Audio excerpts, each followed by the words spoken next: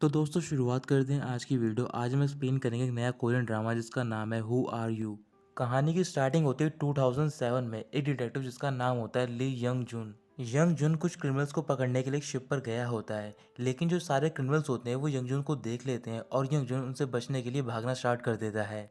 वहीं पास में एक और फीमेल ऑफिसर होती है जिसका नाम होता है यांग शियोन। शियोन भी शिप की ओर बढ़ रही होती है। शियोन शिप पर पहुंच जाती है और वो यंगजुन को ढूंढ रही होती है। तभी उसे यंगजुन दिखाई देता है और वो शिप के कोने में खड़ा होता है। शियोन देख रही होती है कि यंगजुन ने किसी के ऊपर गन पॉइंट कर रखी होती है। तभी अचानक से गोली चलने की आवाज़ आती है और यंगजुन वहीं पर गिर जाता है। शियोन जोर से यंगजुन का नाम चिल्लाती है और वहाँ पर जो दो लोग होते हैं वो शियोन को देख लेते हैं और उसका पीछा करने लग जाते हैं। आगे जाकर शियोन रुक जाती है क्योंकि उसे कोई भी रास्ता नहीं मिलता। तभी वहाँ पर एक आदमी आ जाता है और वो शियोन पर हमला कर देता है। अब करीबन 6 साल बीत गए होते हैं। एक हॉस्पिटल में नर्स एक वार्ड में जाती है और वहाँ पर एक पेशेंट को चेकअप कर रही होती है, और वो पेशेंट और कोई नहीं बल्कि शियोन होती है। वो करीबन 6 सालों से ब्रेन डेड होती है। कुछ हफ्ते बीतने के बाद अचानक से शियोन को होश आ जाता है। तो फिर डॉक्टर उसके पास आते हैं और उसे एमआरआई स्कैन करने के लिए ले जाते हैं। डॉक्टर को यकीन नहीं हो रहा होता। करीबन 6 साल के बाद होश आने के बाद जो उसके फंक्शंस होते हैं वो प्रॉपर तरीके से काम कर रहे होते हैं। कुछ हफ्ते बाद जब वो ठीक हो जाती है तो फिर शियोन को पुलिस कस्टडी में लिया जाता है और उससे पूछताछ करी जा रही होती है 2007 के बारे में। पुलिस ऑफिसर शियोन से पूछ रहे होते हैं कि उस रात को क्या हुआ था। शियोन कह रही होती है, मैं कई बार बता चुकी हूँ कि मुझे कुछ भी याद नहीं है। फिर पुलिस ऑफिसर बोल रहे होते हैं कि उस दिन स्मगलर्स को पकड़ने के लिए 2 ऑफिसर गए थे, उनमें से एक ऑफिसर मारा गया। जो हमें तुम्हारी बॉडी मिली वो करीबन 20 मीटर दूरी पर थी उस ऑफिसर की बॉडी से। इसके बाद वो उसे यंगजुन की फोटो दिखा रहे होते हैं, लेकिन शियोन को उसके बारे में कुछ भी याद नहीं होता है। शियोन बहुत ज़्यादा परेशान हो गई होती है। तभी वो खड़ी होती है और मिरर के पास जाती है। रूम के बाहर कुछ सीनियर ऑफिसर खड़े होते हैं और उन सबकी बातें सुन रहे होते हैं। तो फिर शियोन उनसे बोल रही होती है कि मुझे कुछ भी याद नहीं उस रात के बारे में। अगर मुझे कुछ भी याद होता तो फिर मैं आपको सारी बातें बता देती। प्लीज़ मुझे आप जाने दो। ऑफिसर उसकी बात मान जाते हैं और वो उसे जाने देते हैं। अब करीबन 3 महीने बीत गए होते हैं। शियोन हॉस्पिटल में जाती है एक साइकेट्रिस्ट से मिलने के लिए। साइकेट्रिस्ट शियोन से पूछ रहा होता है कि तुम 6 साल बाद उठी हो, क्या तुम्हारे साथ कुछ अजीब हो रहा है उठने के बाद। शियोन हाँ कहती है और उसे बताने जा रही होती है। तभी शियोन के पीछे एक डॉक्टर बैठा होता है जो कि अपने पेन से शोर मचा रहा होता है। इस वजह से शियोन डिस्टर्ब हो रही होती है। शियोन पीछे मुड़कर देखती है और वो डॉक्टर शोर मचाना बंद कर देता है।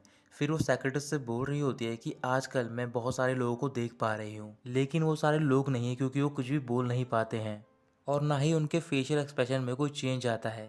सेक्रेटरी पूछ रहे होते हैं क्या वो यहाँ पर भी हैं। तो फिर वो अपने चारों ओर देखती है और कहती है कि वो यहाँ पर नहीं है।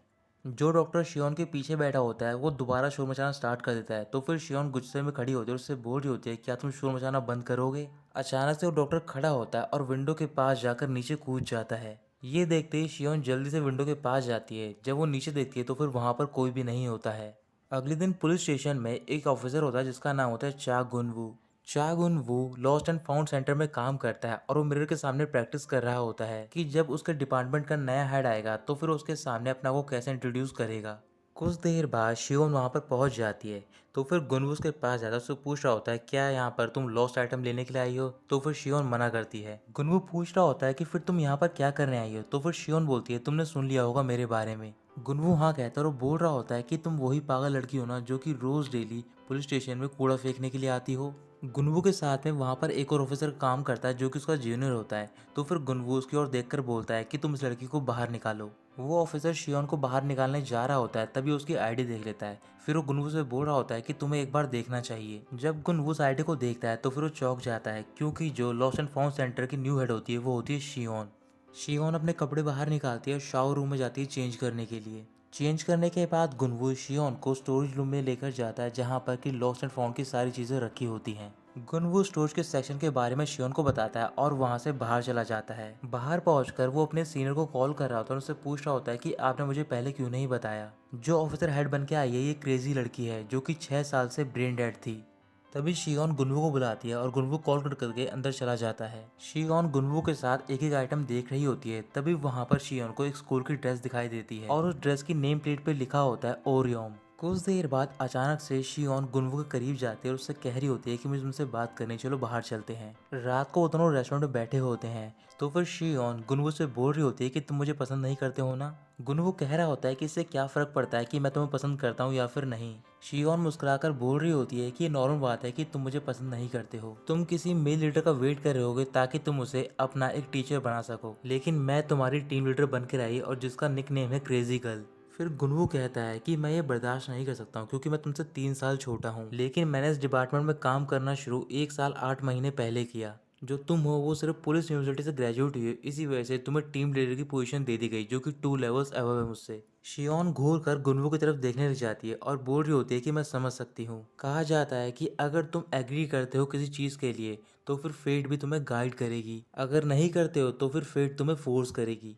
तुम्हें इसी बारे में सोचना है कि तुम अपनी फेट को कैसे एक्सेप्ट करोगे। ये कहकर शियोन वॉशरूम में चली जाती है। अचानक से जो वॉशरूम की लाइट्स होती हैं वो बंद हो जाती हैं। कुछ ही सेकंड्स में लाइट ऑन हो जाती है। तभी शियोन देखती है कि वहां पर एक लड़की खड़ी होती है जो कि उसकी ओर बढ़ रही होती है। वो लड़की शियोन के पास जाकर उसका हाथ पकड़ती है और वहां से ब्लड निकलना स्टार्ट हो जाता है। शियोन डर की वजह से चिल्लाने लग जाती है। तभी वहां पर गुनवू पहुंच जाता है और पूछ रहा होता है कि क्या हुआ है। शियोन बोल रही होती है कि यहाँ पर एक लड़की है जिसकी बॉडी पर बहुत सारा ब्लड लगा हुआ है। गुनवू अपनी गन निकालता है और सारा वॉशरूम चेक कर रहा होता है, लेकिन वहां पर कोई भी लड़की नहीं मिलती उसे। इसके बाद गुनवू शियोन के पास जाता है, उससे कह रहा होता है कि तुम्हें ड्रिंक करना कम कर देना चाहिए और ये कहकर वो चला जाता है। अगले दिन गुनवू अपने डिपार्टमेंट में होता है और वहां पर उसके सीनियर आए होते हैं, उनसे बात कर रहा होता है। सीनियर ऑफिसर का नाम होता है चॉय मूशिक। गुनवू मूशिक से बोल रहा होता है कि जो शियोन है वो बिल्कुल पागल है। मूशिक उसे डांटने जाते और कह रहे होते हैं कि तुम्हें उसे समझना चाहिए, वो करीबन 6 साल बाद उठी है। गुनवू मना करता है और वो कह रहा होता है कि मुझे समझने की कोई जरूरत नहीं है, कल उसने एक सीन क्रिएट कर दिया तो मैंने अपनी गन निकाल ली सही टाइम पे। ये सुनते ही मूशिक गुनवू से बोल रहे होते हैं क्या तुम्हारे पास गन है, अगर ये बात ऊपर वाले ऑफिसर को पता चल गई तो फिर तुम्हें पता है कि तुम्हारे साथ क्या होगा। तभी शियोन भी वहां पर पहुंच जाती है और वो गुनवू से बोल रही होती है कि तुम्हें अपनी गन मुझे दे देनी चाहिए, इससे पहले ही कोई ट्रबल क्रिएट हो जाए। गुनवू गन निकालता और शियोन को देखकर कह रहा होता है कि तुम्हें यह गन अपने नेफ्यू को देनी चाहिए। जब शियोन उस गन को चेक करती है तो फिर वो एक लाइटर गन होती है। गुनवू थोड़ा इतराते हुए बोल रहा होता है क्या अब मैं फेक गन भी कैरी नहीं कर सकता हूँ। गन एक सिंबल होता है लेवल 1 के पुलिसमैन के लिए। मूशिक गुनवू को डांट लग जाते हैं। फिर वो शियोन से माफी मांग रहे तो कह रहे होते हैं कि गुनवू बहुत ही अच्छा लड़का है, भले ये थोड़ा वियर्ड बिहेव करता है, और ये कहकर वो वहां से चले जाते हैं। कुछ देर बाद शियोन और गुनवू वो सारा सामान इकट्ठा करते हैं जिनके ओनर्स उन्हें लेने के लिए नहीं आए होते। वो उनका ऑप्शन लगाने जा रहे होते हैं। तभी शियोन को वहां पर वही ड्रेस दिखाई देती है जिस पर लिखा होता है ओरियम। इसके बाद उसे वो भी लड़की दिखाई दे जाती है जो कि उसे कल रात को वॉशरूम में दिखी थी। रात को काम खत्म करने के बाद शियोन अपने घर जा रही होती है। तभी वहां पर वो लड़की आती है और उसका पीछा करने लग जाती है। शियोन जल्दी से अपने घर में जाती है और अपने आप को लॉक कर लेती है, लेकिन वो लड़की उसके घर के अंदर भी होती है क्योंकि वो एक स्पिरिट होती है। शियोन चिल्लाकर पूछ रही होती है कि तुम मेरे साथ ऐसा क्यों कर रही हो, तो फिर लड़की एक डोर पर लिखती है कि प्लीज तुम मेरी हेल्प करो। अगले दिन गुनगु स्टेशन के बाहर होता है और कुछ चीजों को जला रहा होता है। शियोन अपने डिपार्टमेंट में जाती है और वहां पर ओरियम के बारे में सर्च कर रही होती है। तभी शियोन को पता चलता है कि ओरियम ने आज से 1 साल पहले सुसाइड कर लिया था बिल्डिंग से कूदकर। फिर वो उसकी ड्रेस ढूंढने लग जाती है। तभी उसे पता चलता है कि जो ड्रेस होती है वो गुनवू के पास होती है। वो गुनवू को ऑफिस में बुलाती है ड्रेस लेकर और उससे ड्रेस लेने के बाद बोल रही होती है कि अब से जो भी मैं तुम्हें कहूंगी वो तुम्हें सारे काम करने होंगे, तुम्हें कोई भी रीजन नहीं पूछना है। फिर वो उसे ओरियम का बायोडाटा देती है और उससे बोल रही होती है कि तुम्हें इसके स्कूल जाना है और उसके बारे में चेक करना है, यानी कि पर्सनल डिटेल्स। लेकिन गुनवू जाने से मना कर देता है। शियोन कह रही होती है मैं जानती हूँ कि तुम क्राइम स्क्वाड में जाना चाहते हो और वहां पर जाना तुम्हारे परफॉर्मेंस रिव्यू पर डिपेंड करता है और वो रिव्यू मेरे हाथ में है। गुनवू को उसकी बात माननी पड़ जाती है और वो ओरियम के स्कूल चला जाता है। इधर शियोन ओरियम के घर पर जाते है उसकी मॉम से मिलने के लिए। उसकी मॉम से बात करने के बाद उसे पता चलता है कि ओरियम बोल नहीं पाती है।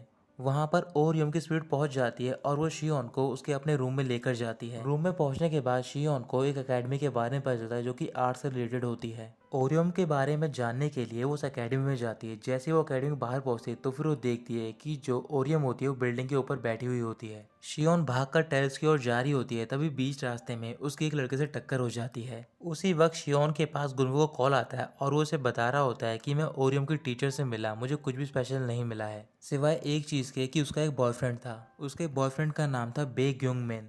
तभी शियोन को पता चलता है कि जिस लड़के से उसकी टक्कर हुई होती है वो लड़का होता है बे ग्योंग मेन।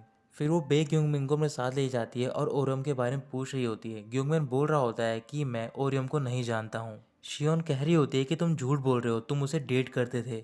पिंगविन बोल रहा होता है कि हम दोनों में सिर्फ एक ही चीज कॉमन थी कि हम आर्ट एकेडमी में जाते थे। वैसे भी वो एक इडियट थी जो कि बात तक नहीं कर सकती, तो फिर उसे कौन डेट करता। ये कहकर वो वहां से चला जाता है। थोड़ी देर बाद शियोन एकेडमी के बाहर खड़ी होती है। फिर वो गुनवू को कॉल करती है और उसे वहां पर बुलाती है। गुनवू पहुंचने के बाद बोल रहा होता है कि हमें वापस ऑफिस जाना चाहिए और वो दोनों वहां से जा रहे होते हैं। उसी वक्त उन दोनों को कुछ शोर सुनाई देता है। जैसे वो पीछे मुड़कर देखते हैं तो फिर वहां पर एकेडमी के बाहर बहुत सारे लोग खड़े होते हैं। वो सारे लोग ऊपर की ओर देख रहे होते हैं क्योंकि टेरिस पर बिंगमुन खड़ा होता है। शियोन और गुनवू भागकर टेरिस पर जाते हैं और वहां पर पहुंचने के बाद शियोन ग्युंगमिन से बोल रही होती है कि तुम्हें नीचे आ जाना चाहिए। गुनवू ग्युंगमिन से बोल रहा होता है कि अगर तुम्हें कूदना है तुम कूद जाओ और मुझे पता है कि तुम कूद नहीं सकते हो। इसी टाइम पर गुनवू अपने दोनों हाथ पीछे करता है और एक हाथ में हैंडकफ लगा लेता है। अचानक से गुनवू भागकर ग्युंगमिन के पास जाता है और ग्युंगमिन उसी टाइम पर कूद जाता है, लेकिन गुनवू उसे पकड़ लेता है और जो दूसरा सिरा होता है हैंडकफ का वो उसके हैंड पे लगा देता है। शियोन भागकर गुनवू के पास जाती है और वो उसकी हेल्प करती है ताकि वो ग्युंगमिन को ऊपर खींच सके।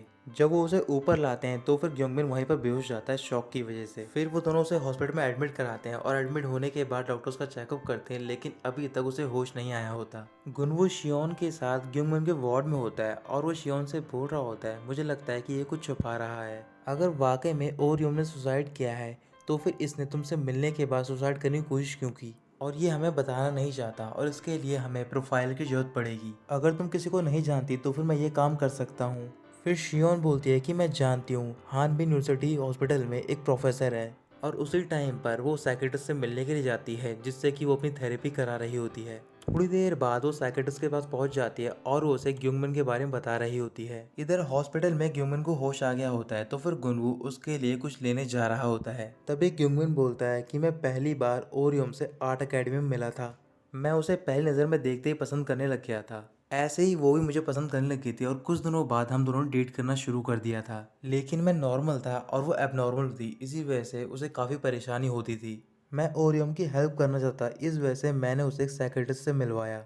रेगुलर बेसिस पे वो साइकेट्रिस्ट ओरियम का इलाज करने लग गया, लेकिन उसके बाद से वो बिल्कुल बदल गई। उसने मुझसे बात करना ही बंद कर दिया। मुझे नहीं पता था कि ओरियम को क्या हुआ है, इस वजह से मैं उसकी कंडीशन के बारे में पता करने के लिए साइकेट्रिस्ट के पास जा रहा था। जब मैं साइकेट्रिस्ट के ऑफिस में पहुंचा तो फिर मैंने देखा कि वो साइकेट्रिस्ट बहुत ही गलत तरीके से ओरियम को टच कर रहा था। गुनवू ग्युंगमिन से बोल रहा होता है कि अगर तुम्हें सारी बातें बताती तो फिर तुमने पुलिस में रिपोर्ट क्यों नहीं करी। अगर तुम ऐसा कर देते तो फिर आज शायद ओरियम जिंदा होती। ग्युंगमिन बोल रहा होता है कि वो साइकेट्रिस्ट और कोई नहीं बल्कि मेरे अंकल थे। फिर गुनवू साइकेट्रिस्ट का नाम पूछता है और ग्युंगमिन उसे नाम बता देता है। इधर शियोन अभी भी साइकेट्रिस्ट से बात कर रही होती है। तभी वो साइकेट्रिस्ट शियोन से पूछता है क्या तुम्हें कॉफी पीनी है, तो फिर वो हाँ कहती है और वो कॉफी बनाने के लिए दूसरे रूम में चला जाता है। उसी टाइम पर शियोन के पास गुनवू का मैसेज आता है। उसमें लिखा होता है कि जो क्रिमिनल है वो एक साइकेट्रिस्ट है, उसका नाम है पाक यंग जिन। उसे पढ़ने के बाद वो टेबल पर रखी हुई नेम प्लेट देखती है और उस पर लिखा होता है पाक यंग जिन। साइकेट्रिस्ट कॉफी बनाकर लाता है और शियोन के सामने रख देता है। फिर वो डोर के पास जाता है और डोर को अंदर से लॉक कर लेता है। शियोन खड़ी होती है और साइकेट्रिस्ट से पूछ रही होती है कि तुम डोर को क्यों लॉक कर रहे हो। साइकेट्रिस्ट उसकी ओर घूर कर देखने जाता है और बोल रहा होता है क्या तुम्हें नहीं पता है। तो दोस्तों यही खत्म होता है एपिसोड 1।